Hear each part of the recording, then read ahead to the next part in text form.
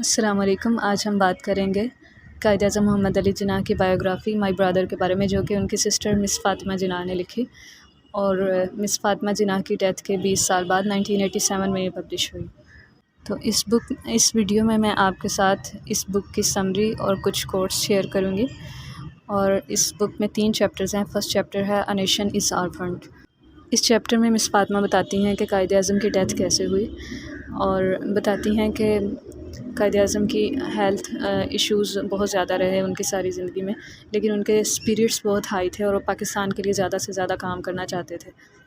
He had the reputation of demolishing a well-built-up case with one sentence, and what match could I be for him when it came to arguments?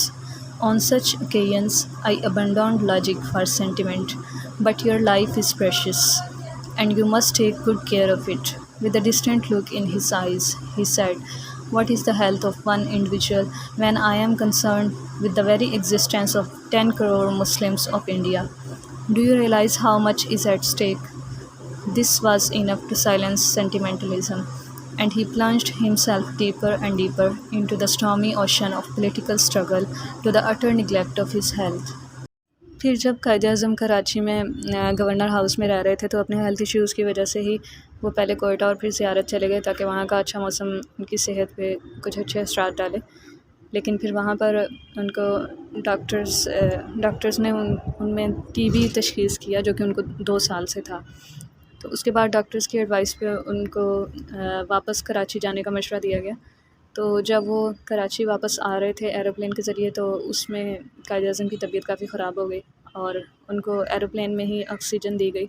उसके बाद उनको ambulance के ज़रिए governor house ले जाने के लिए आई, तो रास्ते में एम्बुलेंस का पेट्रोल ख़त्म हो गया और 1 घंटे तक कोई दूसरी एम्बुलेंस ना मिल सकी। तो उसके बाद जब वो गवर्नर हाउस चले गए तो 2 घंटे के लिए सोए और उसके बाद उनकी डेथ हो गई। नेक्स्ट चैप्टर में मिस फ़ातिमा कायद-ए-आज़म के फ़ादर और कायद-ए-आज़म के बचपन के बारे में कुछ तफ़सीलात बताती हैं। कहती हैं कि पूंजा जिन्ना, जो कि कायद-ए-आज़म के फ़ादर थे, वो कराची में बिज़नेस की वजह से शिफ्ट हुए थे और फिर वहीं पर कायद-ए-आज़म मोहम्मद अली जिन्ना पैदा हुए, जो कि उनके पहले बेटे थे। और कायद-ए-आज़म क्योंकि अपनी स्टडीज़ में सीरियस नहीं थे, तो उनके फ़ादर ने ये डिसाइड किया कि उनको लंदन भेज दिया जाए ताकि वहाँ जाकर वो बिज़नेस सीख सकें। और यूँ 15 साल की उम्र में उनको लंदन भेज दिया गया, लेकिन उससे पहले उनकी एक दूर की रिश्तेदार एमी बाई से शादी कर दी गई ताकि वो लंदन में किसी इंग्लिश लेडी से शादी ना कर लें। नेक्स्ट चैप्टर में मिस फ़ातिमा जिन्ना बताती हैं कि अगरचे कायद-ए-आज़म इंग्लैंड में बिज़नेस के लिए गए थे, लेकिन वहाँ जाकर उन्होंने लिंकन्स इन में लॉ की स्टडी शुरू कर दी और उन्होंने इसके लिए लिंकन इन का ही क्यों इंतखाब किया, इसके बारे में मिस फ़ातिमा जिन्ना लिखती हैं। I thought of seeing the various inns in London and meeting students studying there in order to make up my mind in advance. My inquiries and discussions made me decide for another inn, that of Lincoln's. But then I had seen the name of our great prophet engraved on the main entrance of Lincoln's Inn among the greatest lawgivers of the world. So I made a sort of mannat or vow that I would join the Lincoln's Inn after getting through the little go. Quaid-e-Azam अभी England में ही थे कि कराची में मौजूद उनकी wife और उनकी mother की डेथ हो गई और फिर जब वो एडवोकेट बनकर वापस आए तो मुंबई में चले गए, लेकिन 3 साल तक वहाँ उनको क्लाइंट्स ना मिल सके। फिर आखिरकार उनको एक टेम्परेरी गवर्नमेंट जॉब मिल गई और उसके बाद उन्होंने अच्छा अर्न करना शुरू कर दिया और उन्होंने अपनी फैमिली को कराची से मुंबई शिफ्ट कर लिया।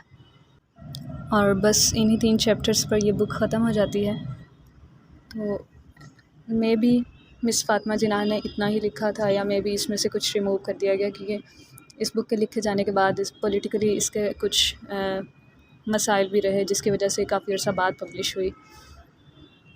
और इस तरह ये बुक कुछ इन्फॉर्मेशन कायद-ए-आज़म के बारे में देती है और कुछ के बारे में थर्स्ट बाकी रह जाती है। अगर आप लोग इस बुक को पढ़ना चाहते हैं तो आपको इसकी PDF गूगल से मिल जाएगी, और अगर आप अपना टाइम सेव करना चाहते हैं और इसकी ऑडियो बुक सुनना चाहें तो वो इसी चैनल पर जल्द इंशाल्लाह अपलोड कर दी जाएगी। Thank you for watching.